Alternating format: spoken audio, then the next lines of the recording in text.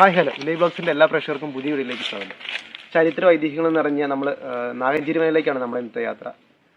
എറണാകുളം ജില്ലയിലെ പെരുമ്പാവൂരിനടുത്ത് സ്ഥിതി ചെയ്യുന്ന വളരെ മനോഹരമായ ഒരു പഴയ ഒരു ഇല്ലമാണ് നാഗഞ്ചേരി മന എന്ന് പറയുന്നത്.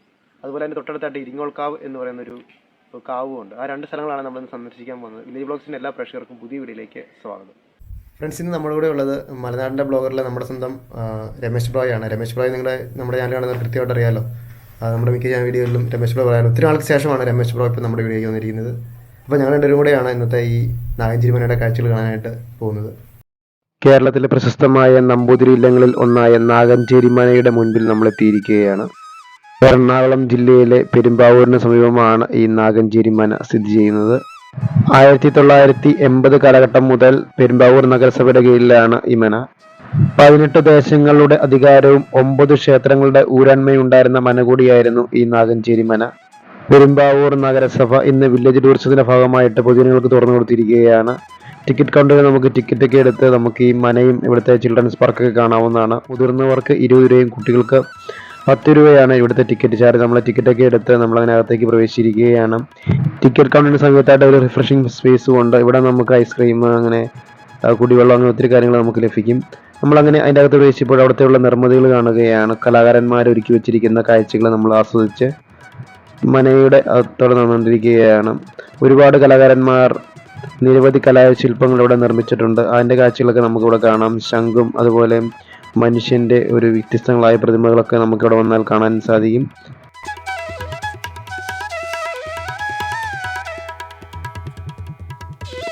ചരിത്രവും പഴമയും ഇഷ്ടപ്പെടുന്നവർക്ക് തീർച്ചയായും ഇഷ്ടപ്പെടുന്ന ഒരു സ്ഥലമാണ് നാഗഞ്ചേരി മന. ഒരു കാലത്ത് ഇവിടെയുള്ള കലാകാരന്മാർ നിർമ്മിച്ച ശില്പങ്ങളാണ് നമ്മളിപ്പോൾ കാണുന്നത്. അതിനുശേഷം കുറേ നാൾ ഈ മന അടച്ചിട്ടു. വർഷങ്ങൾക്ക് ശേഷം വില്ലേജ് ടൂറിസത്തിന്റെ ഭാഗമായിട്ടാണ് സഞ്ചാരികൾക്കായിട്ട് ഈ മന തുറന്നു കൊടുത്തിരിക്കുന്നത്. ഇവിടെ വരുന്ന സഞ്ചാരികൾക്ക് ഫ്രഷ് ആകാനായിട്ട് ടോയ്ലറ്റ് സൗകര്യം ഇവിടെ സെറ്റാക്കിയിട്ടുണ്ട്. നമ്മളങ്ങനെ നാഗഞ്ചേരി മനയുടെ അടുത്തെത്തിയിരിക്കുകയാണ്. നാഗഞ്ചേരി മന 700 വർഷത്തെ ചരിത്രമുണ്ട് ഇതിന് പറയാനായിട്ട്. ഒരുപാട് നാഗങ്ങളുടെ സംരക്ഷണയിലാണ് ഈ നാഗഞ്ചേരി മന സ്ഥിതി ചെയ്യുന്നത്. ഇന്നും നാഗങ്ങളുടെ സാന്നിധ്യം ഇവിടെ ഉണ്ടെന്ന് പറയപ്പെടുന്നു.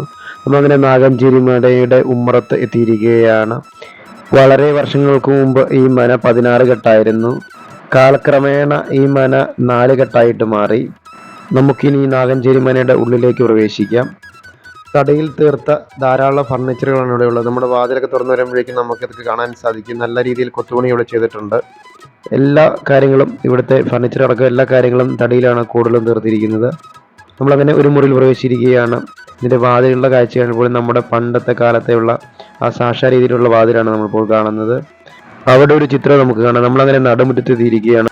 കേരള വാസ്തുശില്പപ്രകാരം പണിയെടുപ്പിച്ച ധാരാളം ശില്പങ്ങൾ നമുക്കിവിടെ കാണാം. അതുപോലെ കൊത്തുപണികൾ ചെയ്ത ഒരുപാട് ഫർണിച്ചറുകൾ നമുക്കിവിടെ കാണാൻ സാധിക്കും. ഈ കാണുന്നതെല്ലാം 10 കാഴ്ചകളാണ്.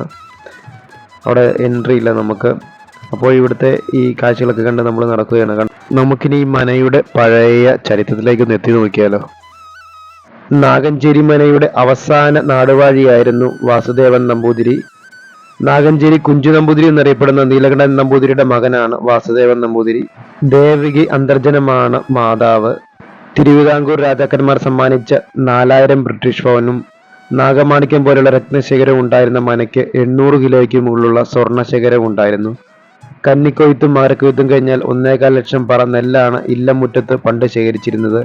1980 നാഗഞ്ചേരി മന പെരുമ്പാവൂർ നഗരസഭയ്ക്ക് വാസുദേവൻ നമ്പൂതിരി കൈമാറിയത്. ഭൂപരിഷ്കരണ നിയമം നടപ്പിലാക്കി കൃഷിഭൂമി കർഷകർക്ക് വിതരണം ചെയ്തപ്പോൾ മനക്കാരുടെ ഭൂമിയുടെ സിംഹഭാഗവും നഷ്ടപ്പെട്ടു. ഇരിങ്ങോൾക്കാവും അതിനു ചുറ്റുമുള്ള 35 ഏക്കർ സ്ഥലവും തിരുവിതാംകൂർ ദേവസ്വം ബോർഡിന്റെ കീഴിലായി. ഇരിങ്ങോൾക്കാവ് ക്ഷേത്രവും 60 ഏക്കറോളം വരുന്ന വനഭൂമിയും ക്ഷേത്രത്തിലെ ആനയും തിരുഫാറങ്ങളടക്കം സൗജന്യമായാണ് നൽകിയത്. 1960 മധ്യത്തിൽ വരെ ഭൂവുടമകളായിരുന്ന കുടുംബം 14 ക്ഷേത്രങ്ങളുടെ ഊരാന്മയും 8 മനകളുടെ ഉടമസ്ഥാവകാശവും ഉണ്ടായിരുന്നു. നമ്മളങ്ങനെ മനയുടെ അടുക്കള ഭാഗത്ത് എത്തിയിരിക്കുകയാണ്. ഈ കാണുന്നതാണ് ഇവിടുത്തെ അടുക്കള. അടുക്കളയുടെ കഥക് തന്നെ വളരെ വ്യത്യസ്തമാണ്. കണ്ടോ, ഒരു വിജാഗരി തന്നെ തടവിൽ തീർത്ത വിജാഗരിയാണ്. കണ്ടോ, ഈ കാണുന്നതാണ് ഇവിടുത്തെ വിജാഗരിയുടെ കാഴ്ചകൾ. എല്ലാ മുറികളിലെ വിജാഗരി ഇതുപോലെ തന്നെയാണ്. ഈ മനയുടെ സിംഹഭാവവും തീർത്തിരിക്കുന്ന തടിയിലാണ്. വളരെ മനോഹരമായ രീതിയിലാണ് ഇവിടുത്തെ തടികൾ കൊത്തുപണി ചെയ്തിരിക്കുന്നത്. കൂടാതെ ഇവിടെ ധാരാളം ശില്പങ്ങളും നമുക്ക് കാണാൻ സാധിക്കും. കൂടാതെ കുറച്ച് ഫോട്ടോകളൊക്കെ ഇവിടെ ഫ്രെയിം ചെയ്ത് വെച്ചിട്ടുണ്ട്. പഴയകാലത്ത് ഇവിടെ താമസിച്ചിരുന്ന നമ്പൂതിരിമാരുടെയും അവിടുത്തെ അന്തർജനങ്ങളുടെയൊക്കെ ഫോട്ടോകളാണെന്ന് തോന്നുന്നു. പഴയകാലത്തെ വസ്ത്രധാരണ രീതി വരെ നമുക്ക് കണ്ടാൽ മനസ്സിലാവും. കണ്ടോ, ഗ്രൂപ്പ് ഫോട്ടോയൊക്കെ നമുക്ക് കാണാൻ സാധിക്കും.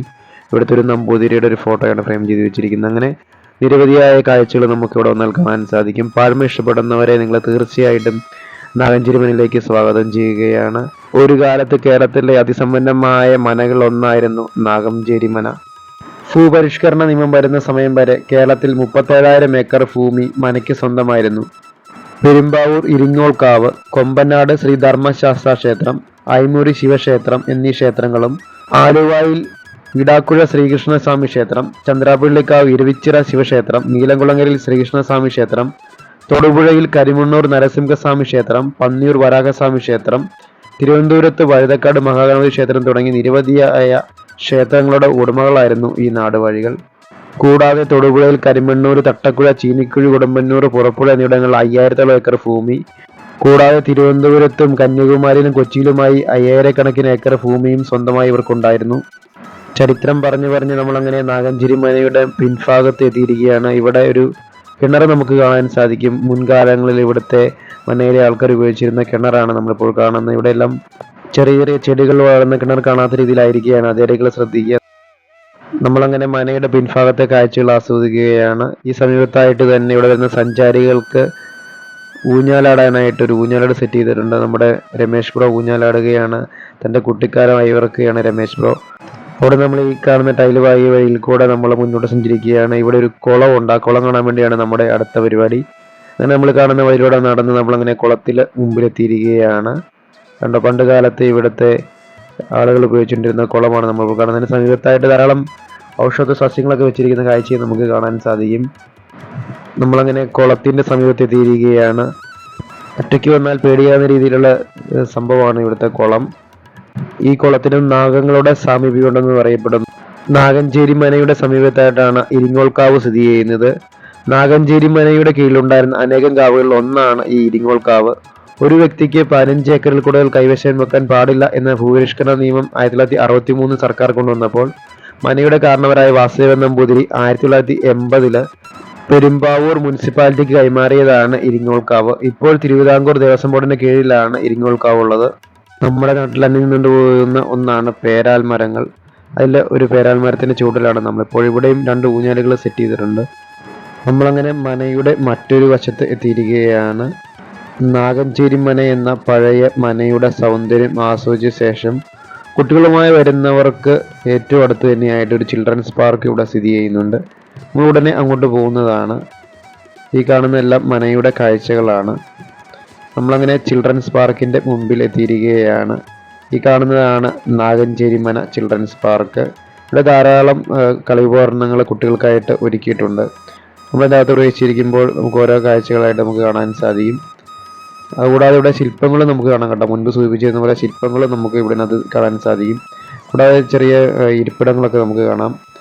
ഇതിലൂടെ വരുന്ന സഞ്ചാരികൾക്കായി ഒരുക്കിയിരിക്കുന്നതാണ്. കുറേയൊക്കെ മെയിൻ്റെനൻസ് ചെയ്യാനുണ്ട്. നല്ല രീതിയിൽ പരിപാലിക്കുകയാണെങ്കിൽ കൂടുതൽ സഞ്ചാരികൾ നാഗഞ്ചേരി മനയുടെ സൗന്ദര്യം ആസ്വദിക്കാനായിട്ടും പഴമകളൊക്കെ കാണാനായിട്ട് വരും. കേരള സർക്കാരും ബന്ധപ്പെട്ട അധികാരികൾ ശ്രദ്ധിച്ച് കൈകാര്യം ചെയ്താൽ കേരള ടൂറിസത്തിന് തന്നെ ഒരു മുതൽക്കൂട്ടായിരിക്കും നാഗഞ്ചേരി മനയും അതുപോലെ ഇരിങ്ങോൾക്കാവും. നാഗഞ്ചേരി മന വരുന്ന സഞ്ചാരികൾ തീർച്ചയായും കണ്ടിട്ടുകൊണ്ട് മറ്റൊരു സ്ഥലമാണ് ഇരിങ്ങോൾക്കാവ്. നമ്മളിനി അങ്ങോട്ട് പോവുകയാണ്. എറണാകുളം ജില്ലയിലെ കുന്നത്തുനാട് താലൂക്കിൽ പെരുമ്പാവൂരിൽ നിന്ന് 5 കിലോമീറ്റർ ദൂരെ സ്ഥിതി ചെയ്യുന്ന ഒരു കാവാണ് ഇരിങ്ങോൾക്കാവ്. കേരളത്തിലെ 108 ദുർഗാക്ഷേത്രങ്ങളിൽ ഒന്നായ ഇത് പരിശിരാൽ നിർമ്മിച്ചതാണെന്ന് ഐതിഹ്യം. എറണാകുളത്ത് നിന്ന് 35 കിലോമീറ്റർ അകലെ ആലുവ മൂന്നാർ റോട്ടിൽ കുറുപ്പമ്പടിക്കും പെരുമ്പാവൂരിനും ഇടയ്ക്കാണ് ഈ ഭഗവതി ക്ഷേത്രം സ്ഥിതി ചെയ്യുന്നത്. മുൻപ് ക്ഷേത്ര നടത്തിപ്പിന്റെ ചുമതല 28 ബ്രാഹ്മണ കുടുംബങ്ങൾക്കായിരുന്നു. പട്ടശ്ശേരി, ഒരാഴിയം, നാഗഞ്ചേരി എന്നിവ ഇതിൽപ്പെടുന്നു. ഈ കാവിനുള്ളൊരു ഐതിഹ്യം, ദ്വാപര യുഗത്തിൽ അസുരരാജാവായ ഹംസൻ ദേവികയുടെയും വസുദേവരുടെയും 8ാമത്തെ പുത്രനാണ് വധിക്കപ്പെടുമെന്ന് അറിയുകയാൽ ഗർഭിണിയായ തന്റെ സഹോദരിയെയും ഭർത്താവിനെയും കാരാഗൃഹത്തിൽ അടച്ചു. 8ാമത്തെ പുത്രനെ പ്രതീക്ഷിച്ചിരുന്ന കംസൻ പക്ഷേ ഒരു പെൺകുഞ്ഞിനെയാണ് കാണാനിടയായത്. ദേവികയും വസുദേവരും തങ്ങൾക്കുണ്ടായ ആൺകുട്ടിയെ ഗോകുലത്തിലെ നന്ദഗോപനും യശോദയ്ക്കും ഉണ്ടായ പെൺകുട്ടിയുമായി കൈമാറിയിരുന്നു. എന്നിട്ടും ഹംസൻ ആ കുഞ്ഞിനെ കൊല്ലാൻ ശ്രമിച്ചപ്പോൾ ആ കുഞ്ഞ് ഹംസന്റെ കയ്യിൽ നിന്ന് തെന്നിമാറി ആകാശത്തിലേക്ക് ഉയർന്നു. ഒരു നക്ഷത്രം പോലെ തിളങ്ങി. ആ വെളിച്ചം ആദ്യം വീണ സ്ഥലത്ത് ഭഗവതി വസിക്കുവാൻ വന്നു എന്ന വിശ്വാസത്തിനാൽ ഇരുന്നോൾ എന്ന പേര് ലഭിച്ചു. ഇരുന്നോൾ എന്ന പേര് കാലക്രമത്തിൽ ഇരിങ്ങോൾ എന്നായി മാറിയെന്നാണ് ഐതിഹ്യം. ദേവി വിഗ്രഹം സ്വയംഭൂവാണെന്നാണ് കരുതപ്പെടുന്നത്. നെയ്പായസവും ശർക്കര പായസവും ഗോതമ്പ് കൊണ്ട് തയ്യാറാക്കിയ പ്രത്യേകതരം പായസമായ ചതുസ്തം എന്നിവയാണ് പ്രധാന വഴിപാടുകൾ. വിവാഹം, കെട്ടുനിറ, രാമായണ വായന എന്നിവ ഈ ക്ഷേത്രത്തിൽ നടത്താറില്ല. സുഗന്ധപുഷ്പങ്ങളോ അവ ചൂടിയിരിക്കുന്ന സ്ത്രീകളെയോ ക്ഷേത്രത്തിൽ പ്രവേശിക്കാൻ അനുവദിക്കാറില്ല. കാവിന് ചുറ്റുമുള്ള വൃക്ഷങ്ങളിൽ ദൈവാംശമുള്ളതായി വിശ്വസിക്കപ്പെടുന്നു. അതിനാൽ ഇവിടെയുള്ള മരങ്ങൾ ഒരു കാരണവശാലും മുറിക്കാറില്ല. താഴെ വീണ് കിടന്നാലും മരത്തടി പോലും മറ്റൊരാവശ്യത്തിനും ഉപയോഗിക്കാറില്ല. വൃശ്ചിക മാസത്തിലെ കാർത്തിക പ്രാധാന്യമുള്ള ദിവസമാണ്. ആ ദിവസം ദേവിയെ ദർശിക്കുന്നവർക്ക് ദീർഘായുസ്സും അവിവാഹിതരായ യുവതികൾക്ക് മംഗലസൗഭാഗ്യം നൽകി ദേവി അനുഗ്രഹിക്കും എന്നതാണ് ഇവിടുത്തെ വിശ്വാസം. അപ്പോൾ ഫ്രണ്ട്സ്, നാഗഞ്ചേരിമനയും ഇരിങ്ങോൾക്കാവും പറ്റിയുള്ള വിശേഷങ്ങളും വിവരങ്ങളും ഇഷ്ടപ്പെടുന്നു വിശ്വസിക്കുന്നു. വീഡിയോ ഇഷ്ടപ്പെട്ടാൽ തീർച്ചയായിട്ടും നമ്മുടെ ചാനൽ സബ്സ്ക്രൈബ് ചെയ്യുക, ലൈക്ക് ചെയ്യുക, കമൻറ്റ് ചെയ്യുക, കൂട്ടുകാർക്ക് ഷെയർ ചെയ്യുക. അതുപോലെ പെരുമ്പാവൂരിനടുത്തുള്ള ഈ നാഗഞ്ചേരി മനയും അതുപോലെ ഇരിങ്ങോൾക്കാവും ഒന്ന് കാണുക. ഇവിടുത്തെ പഴമയുടെ സൗന്ദര്യം ആസ്വദിക്കുക, ക്ഷേത്രമര്യാദകൾ പാലിക്കുക. മറ്റൊരു വീഡിയോ ആയിട്ട് വരുന്നവരേക്കും എല്ലാവർക്കും ബൈ ബൈ.